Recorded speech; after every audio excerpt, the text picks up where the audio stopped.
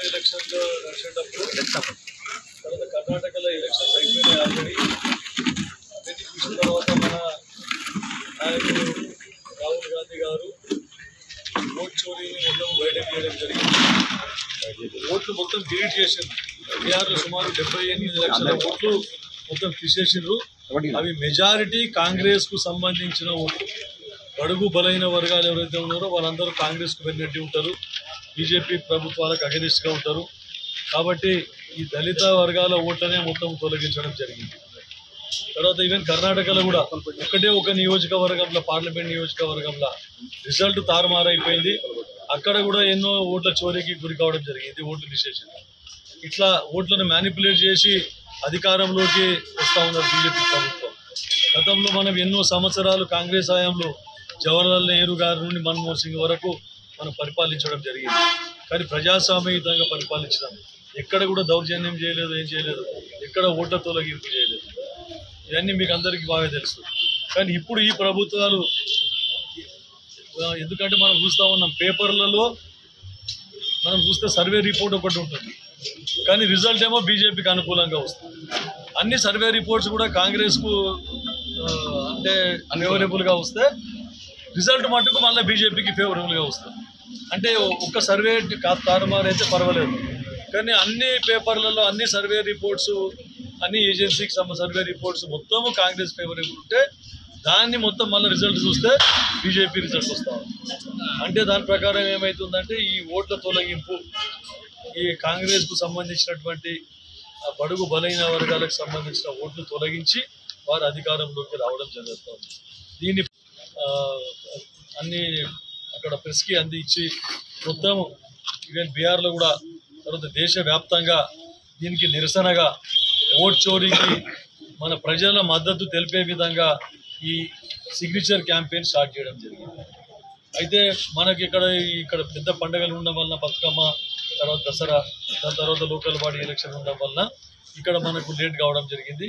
దీన్ని 14వ తారీఖు వరకు కూడా కొనసాగించి మళ్ళీ ప్రతి గ్రామం నుండి 100కు తక్కువ కాకుండా ప్రజల యొక్క మద్దతు కూడగట్టే విధంగా వారి సంతకాల సేకరణ చేసి టోటల్ భారతదేశంలో 5 కోట్ల సంతకాల సేకరణ చేయాలి అని నియమించడం జరిగింది. కాంగ్రెస్ పార్టీ పిలిపించింది.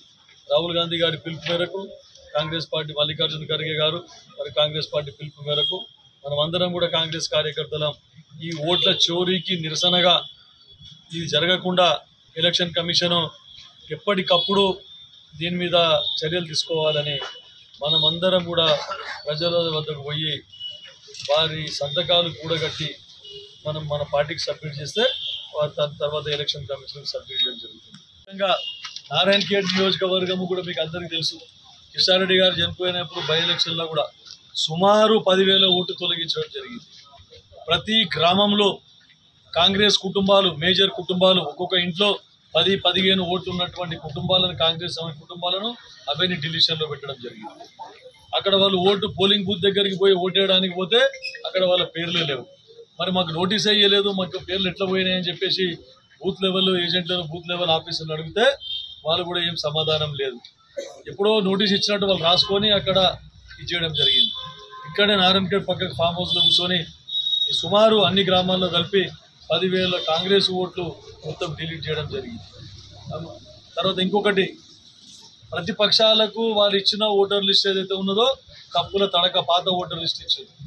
అప్పటి లేటెస్ట్ ఓటర్ లిస్ట్ ఏమో టీఆర్ఎస్ నాయకులకు, టీఆర్ఎస్ కార్యకర్తలకి, తర్వాత పోలింగ్ ఆఫీసర్స్కి ఏమో లేటెస్ట్ ఓటర్ లిస్టు ఇవ్వడం జరిగింది. కానీ వీళ్ళకు ప్రతిపక్షాలకేమో పాత ఓటర్ లిస్ట్ ఇచ్చారు. అక్కడ పోయి సీరియల్ నెంబర్ చూసుకుంటే సీరియల్ నెంబర్ కూడా టాలీ కాలేదు, పోలింగ్ బూత్కు పోయి వెనుదిరిగి వచ్చింది. ఇది బై ఎలక్షన్లో ప్రత్యక్షంగా మేము చూడడం జరిగింది. ఈరోజు మా రాహుల్ గాంధీ గారు దేశవ్యాప్తంగా ఇటువంటి అవకతవకలు జరిగినాయని చెప్పేసి ఇవన్నీ మొత్తము బయటపెట్టి దాని మీద ఈ అజిటేషన్ తీసుకురావడం జరిగింది. కాబట్టి దాంట్లో భాగంగా అందరూ నేను కూడా మీకు కోరేది ఏంటంటే, ప్రతి గ్రామంలో నుండి తక్కువకు తక్కువ 100 మందిని కూడగట్టి వారి సంతకాలు సేకరించాలని చెప్పేసి కోరుతున్నాను. మనకి ఇచ్చింది ఏంటంటే అవర్ డిమాండ్స్.